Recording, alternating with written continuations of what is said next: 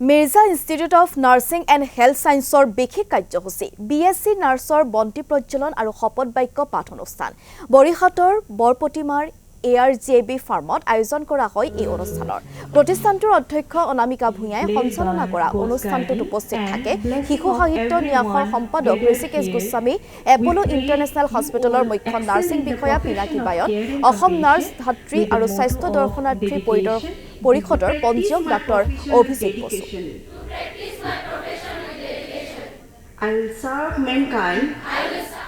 আজি আমি ARJB ফাৰ্মত Mirza institute of nursing and health ছায়েন্সৰ দ্বিতীয় বৰ্ষৰ ষ্টুডেণ্টৰ লেম্প লাইটিং আৰু অথ টেকিং চেৰিমনি অৰ্গেনাইজ কৰা হৈছে। Oath taking and lamp lighting ceremony actually প্ৰত্যেক নাৰ্ছিং ষ্টুডেণ্টৰ খুব এটা ইম্পৰ্টেণ্ট চেৰিমনি হয়, যোনটোৱে নেকি ষ্টুডেণ্টক প্ৰফেশ্যনেলটোক আগুৱাই আনে বা আদৰণি জনায়। আৰু এই লেম্প লাইটিং আৰু অথ টেকিং চেৰিমনিৰ সহায়ত ষ্টুডেণ্টখিনিক আমি প্ৰেক্টিকেল ফিল্ডলৈ আগবঢ়াই দিয়া হয়।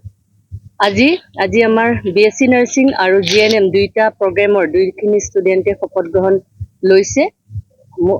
প্ৰায় 100 ষ্টুডেণ্টৰ আজি আমি শপত গ্ৰহণ অনুষ্ঠান পাতিছোঁ ইয়াতে ARJB ফাৰ্মত।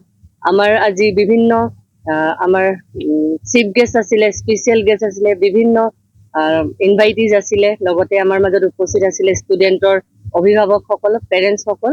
আৰু খুব ভালকে প্ৰগ্ৰেমটো হৈ যোৱাৰ কাৰণে সকলোলৈকে ধন্যবাদ থাকিল, তেখেতসকল অহাৰ কাৰণেও ধন্যবাদ থাকিল, আপোনালোকলৈও ধন্যবাদ থাকিল।